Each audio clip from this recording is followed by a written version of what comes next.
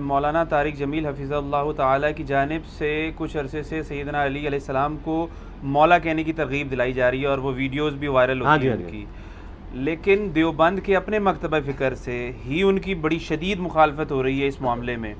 اچھا سوال یہ ہے کہ ایک آدمی کہاں جائے، چلیں جو قرآن و سنت کا فالوور ہے وہ تو حق جو ہے وہ بات تسلیم کر لے گا، لیکن جو دیوبند کے اندر خود موجود ہیں اور دونوں طرف دیوبند ہیں وہ کہاں جائے؟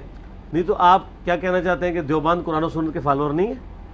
نہیں وہ تو تقلید کر رہے ہوتے ہیں، وہ بھی ادھر ہی جائیں جہاں قرآن و سنت کے فالو کرنے والے جا رہے ہیں، ان کو ادھر ہی جانا چاہیے۔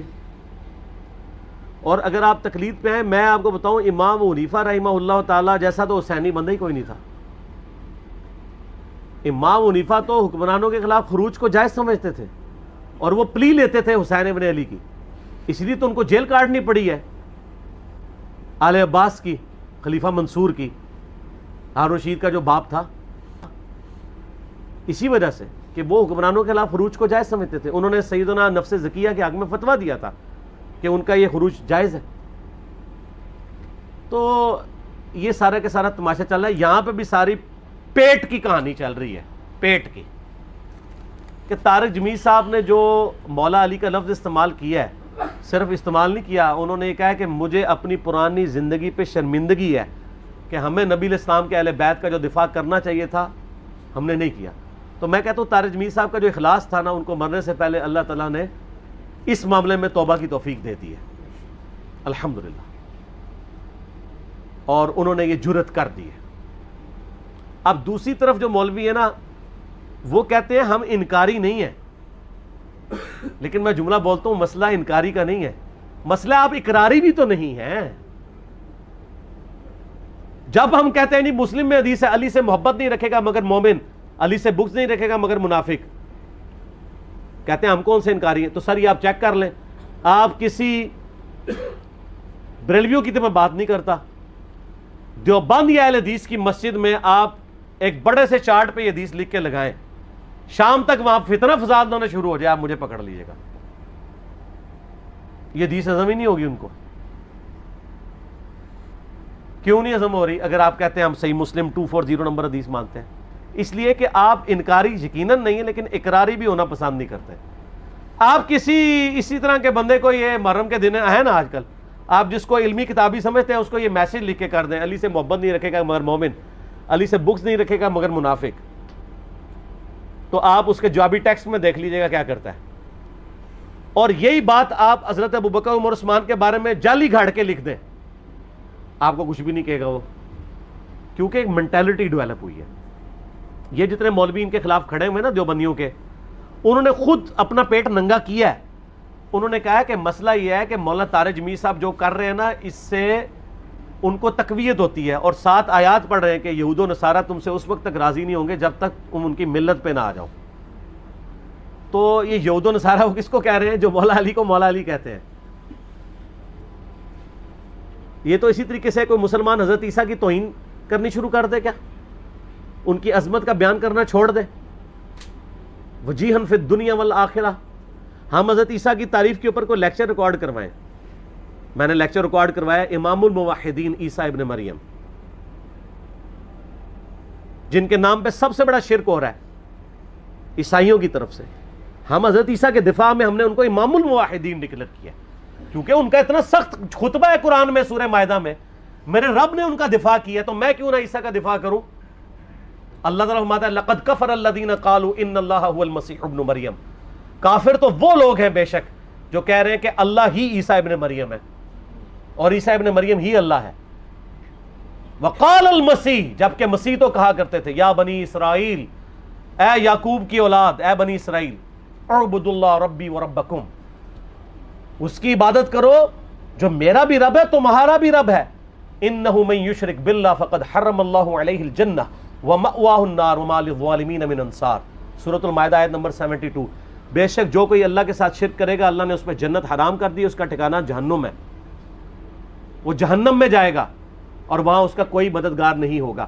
یہ جو آیت ہے یہ حضرت عیسیٰ علیہ السلام کی تقریر ہے جو اللہ نے نقل کی ہے۔ اللہ صفائیاں دے رہا ہے کہ عیسیٰ ایسے نہیں تھے۔ تو میں بھی ان دیوبندیوں کے مفتیوں سے کہتا ہوں کہ علی ابن ابی طالب سے دشمنی چھوڑ دو، علی کے نام پہ جو کچھ کوئی غلط کر رہا ہے اس کو برا کہو. تمہیں تو علی کو فرنٹ سے آن کرنا چاہیے, مولا علی کہنا چاہیے.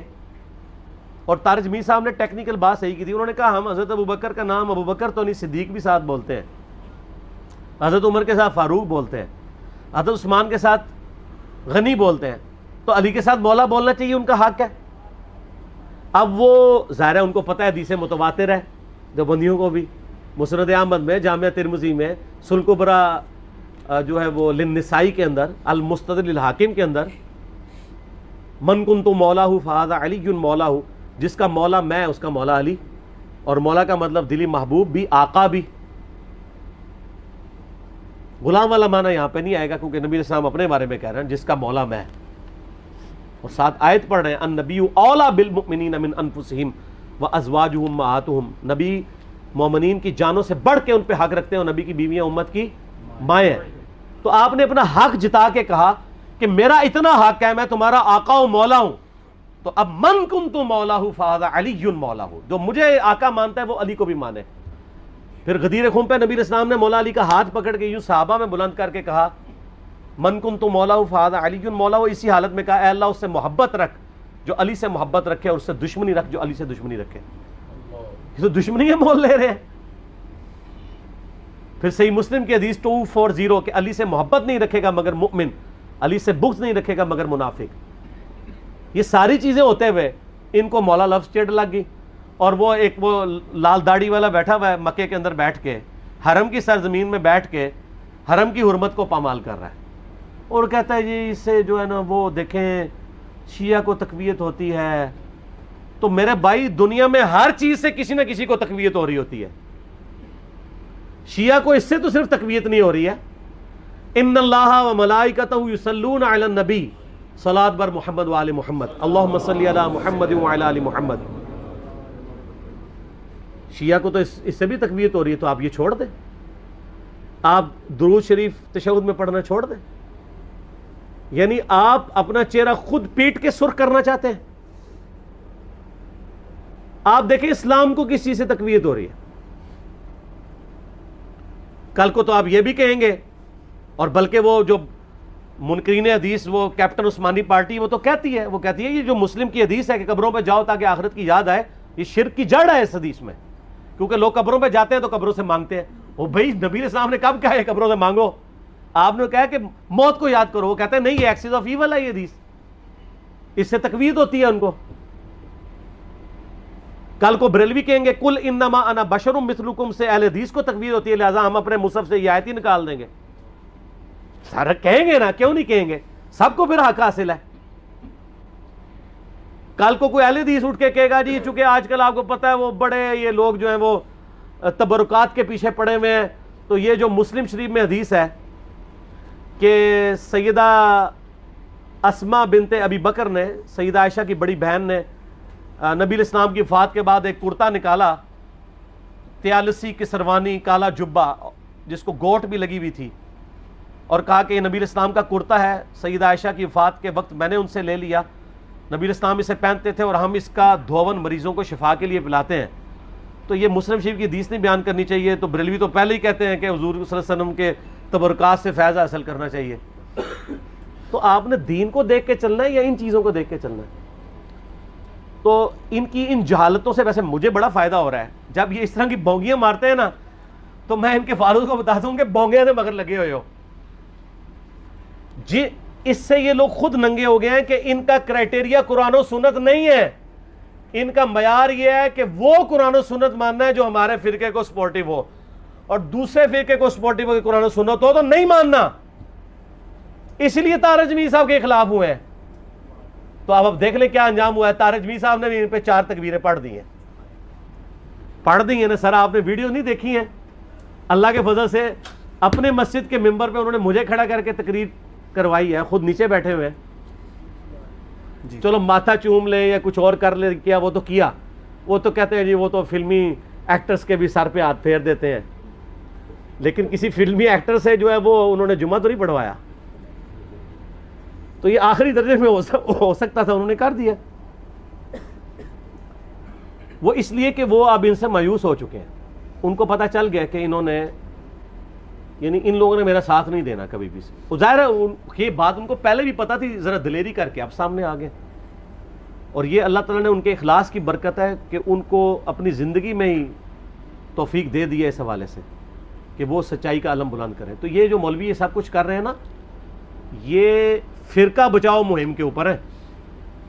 میں نے مثال دی ہے نا کہ انگوٹھے چومنے والی روایت رد المختار میں لکھی ہے, لیکن یہ نہیں مانیں گے دیوبندی کیونکہ بریلوی کر رہے ہیں.